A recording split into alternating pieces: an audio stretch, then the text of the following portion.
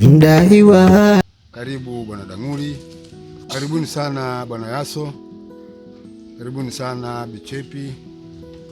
Nadhani leo ndio hatima ya nyinyi kukutana kwa yale ambayo mliokusudia kuja kunambia kwamba bwana Yaso na Bichepi nyinyi mnamdai bwana Dang'uli. Kwa hiyo nilisikiliza pande zote, lakini nyinyi mlikuwa hamjakutana.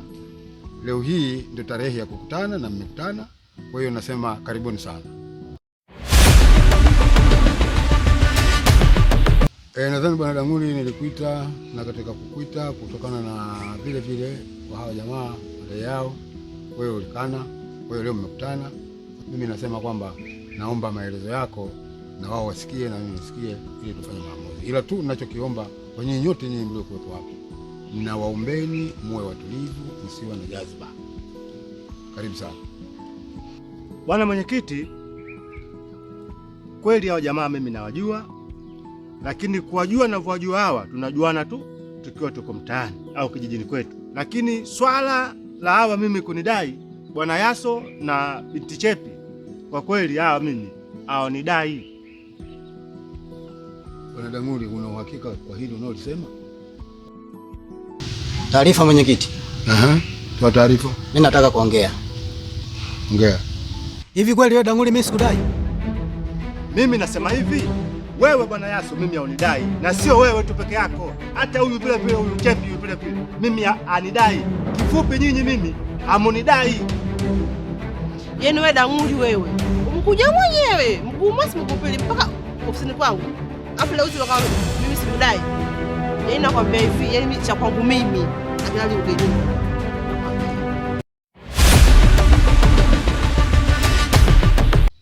Yaso, naam. Hivi ni kweli huyu ulimkopesha Dang'uli? Kweli mwenyekiti, huyu bwana mimi nilimkopesha. Kuna maandishi yoyote? Kikweli mwenyekiti, mimi sina maandishi aina yoyote. Nilimwamini kama ni ndugu yangu. Chepi, ulimkopesha kweli huyu? Ndio nilimkopesha. Una maandishi yoyote? Mwenyekiti, hata mimi pia sina maandishi yoyote. Nilimpa tu kwa kumwamini.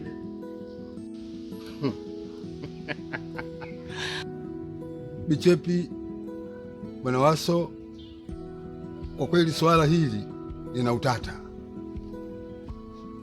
na utata wake unakuja kwamba nyinyi hamna ushahidi wowote, na hapa mlipokuja ni eneo la serikali. Mimi sichukui kitu cha kulabdia, mimi nachukua kitu ambacho chenye ushahidi, na nyinyi ushahidi wa kumkopesha huyu bwana hamna.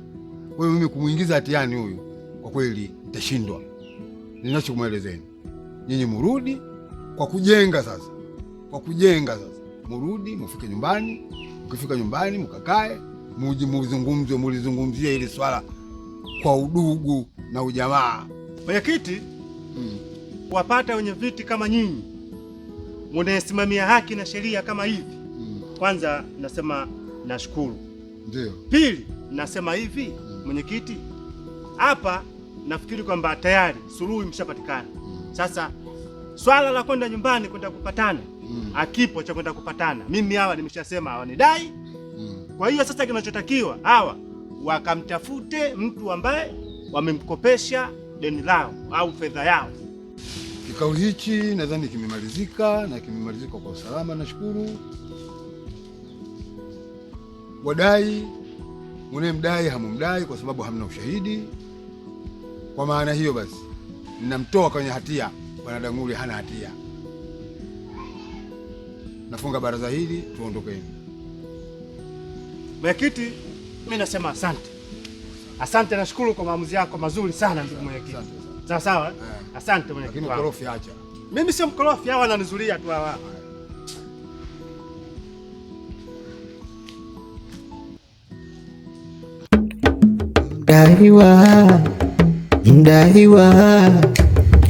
Mdaiwa sugu, kamkopa dada hajalipa, kamkopa kaka hajalipa. Mdaiwa sugu. Mjomba, habari za saizi? Mimi namshukuru Mwenyezi Mungu, alhamdulillah. Ndio, pole kwa kazi. Ya kawaida sana kwa sababu ndio majukumu yangu. Na pole kwa usumbufu. Haina shida. Sasa mjomba, nilikuja kwako ndio kuja kulalamikia swala la Dang'uli. Dang'uli huyo Dang'uli. Sahihi. Ila isipokuwa yale ulionishauri yote mimi nimefanyia kazi. Ndio. Na kama nimefanyia kazi nimekwenda kwa mwenyekiti. Ndio.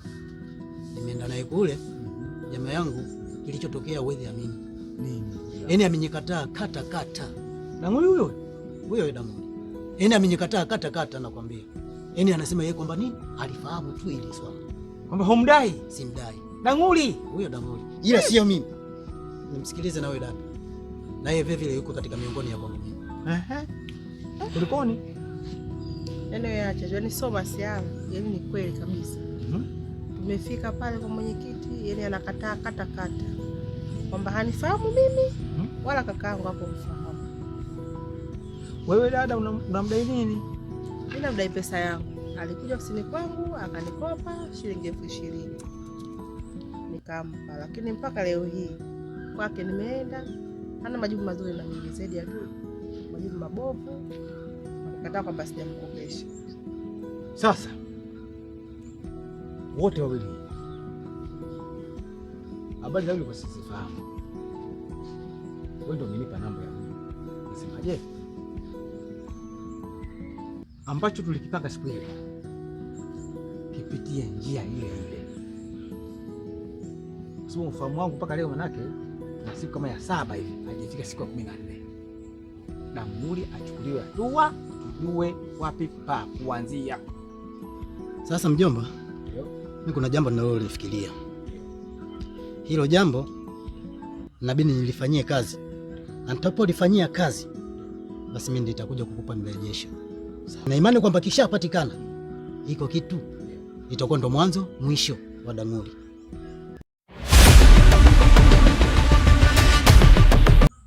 Kwenye kijiji hiki, kijiji chetu hiki, yule bwana habari zake zimetosha. Angalia maajabu kwamba ufahamu wangu ulikuwa tu kwa wanaume hao, lakini kumbe hadi watoto wa kike hapana. Achukuliwe hatua zinazostahili, yule bwana apelekwe sehemu husika ili watu wakae salama, kwa sababu hakuna usalama kwenye mazingira kama haya.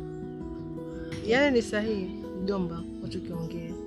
Na cha kushangaza yani kule amekataa kata. Kisa anasema kwamba sisi hatuna ushahidi, mbona tunakabidhi zile pesa, na ukiangalia ni sahihi.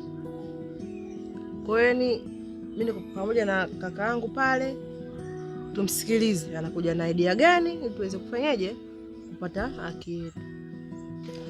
Ni kweli dada, kwa hayo maneno unayozungumza lazima niyafanyie kazi. Siwezi kumfumbia macho hata siku moja.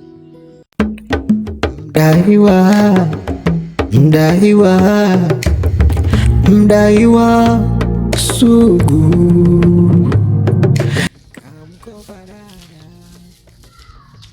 Dizo. Wewe wapi kaka? Nipo huku. Oh, kamkubwa. Mambo ni sawa, shida. yangu asubuhi yote. Naona huko chakani. Sio ila tena.